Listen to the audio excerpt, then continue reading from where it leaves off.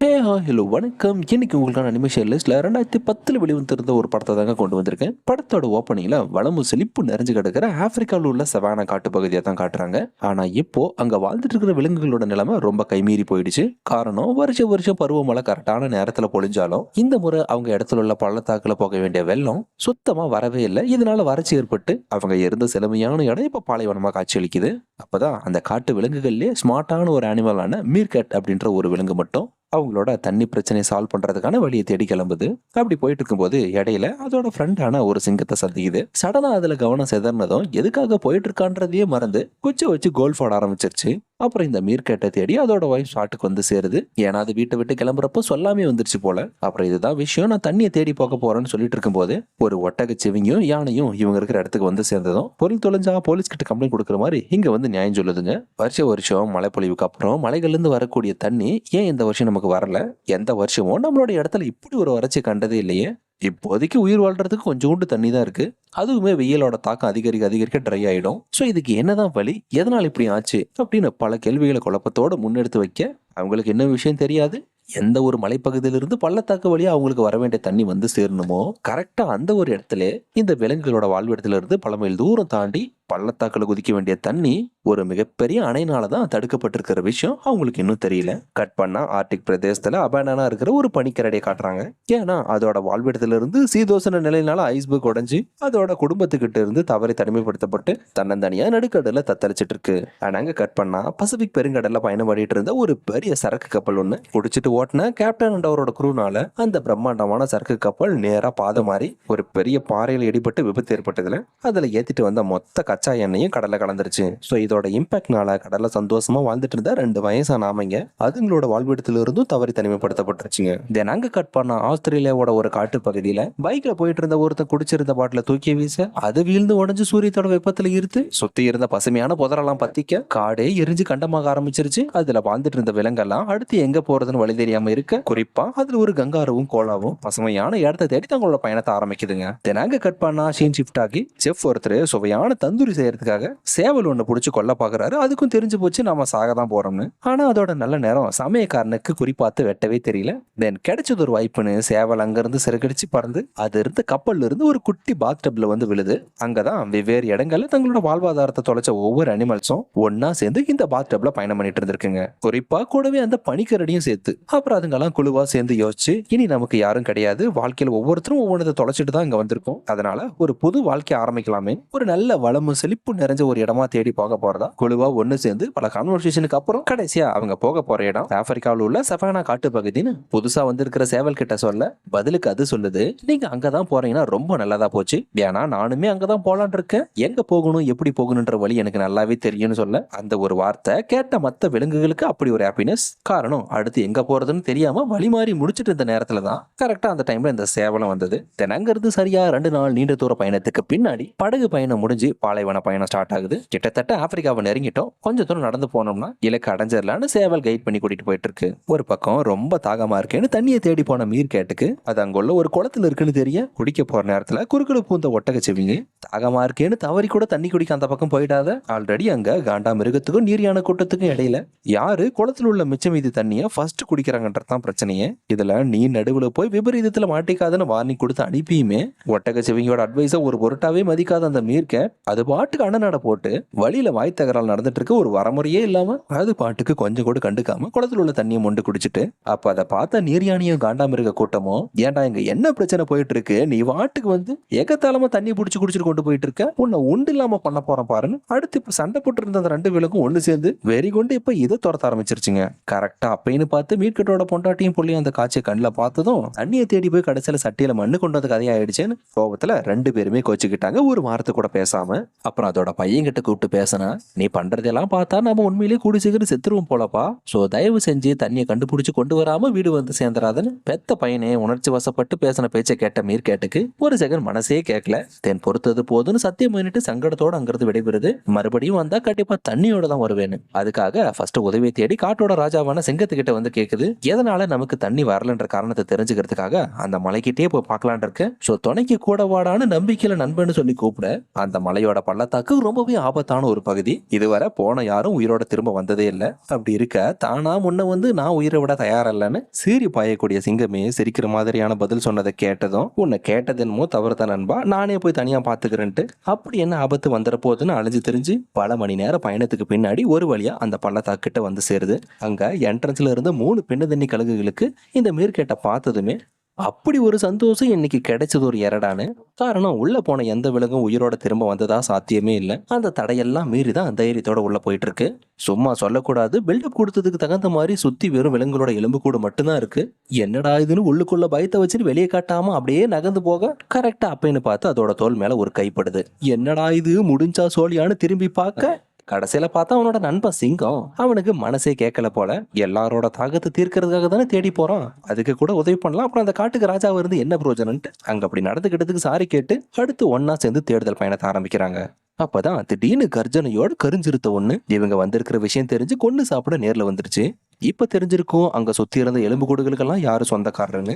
அப்படி இருக்க சிக்குனா எலும்புதான இடத்த காலி பண்ண ஆளாளுக்கு ஒரு திசையில ஓட ஆரம்பிக்கிறாங்க, இன்க்ளூடிங் அந்த சிங்கமும் சேர்த்து. தென் ஒரு கட்டத்துல அந்த மீர்கேட் மட்டும் வசமா அந்த கருஞ்சிருத்து கிட்ட மாட்டிக்கிச்சு. கரெக்டா அதை பிடிச்சி சாப்பிட பார்க்க டக்குன்னு அப்படி பின்வாங்க ஆரம்பிக்குது. என்னடா இது, நம்மளை பார்த்து பயப்படுற அளவுக்கு அவ்வளவு பெரிய விலங்கு நம்ம ஒண்ணும் இல்லையேன்னு ஆச்சரியத்துல மீர்கேட் முழிக்க கடைசியில பின்னாடி பார்த்ததுக்கு அப்புறம் தான் தெரியுது அங்க வந்த பனிக்கரடி தான் அவ்வளவு பில்டப்னு. காப்பாத்துறதுக்காக அது இருக்கிற உருவத்துக்கு போட்ட சத்தத்துல கருஞ்சிருத்தையே கழிஞ்சிட்டு ஓடிடுச்சு ஆள விடுறா சாமின்னு. அப்பதான் பாலைவன பயணத்தை பினிஷ் பண்ண மத்த அனிமல்ஸும் தண்ணியை தேடி வந்த இவங்க 2 பேரும் பேசி இன்ட்ரோடியூஸ் ஆயிக்கிறாங்க. தினம் அன்னைக்கு நைட் ஆனதும் அங்கேயே ஒரு இடத்துல கேம்ப் ஃபயர் போட்டு ரெஸ்ட் எடுக்கிறாங்க. மத்த விலங்குகள் எல்லாம் அடிச்ச வெயில நெடுந்தூர பயணத்துல உடல் சோர்வுல நல்லா உறங்கிடுச்சுங்க. ஆனா நம்ம சிங்கத்துக்கும் மீர்கேட்டுக்கும் சுத்தமா தூக்கமே வரல.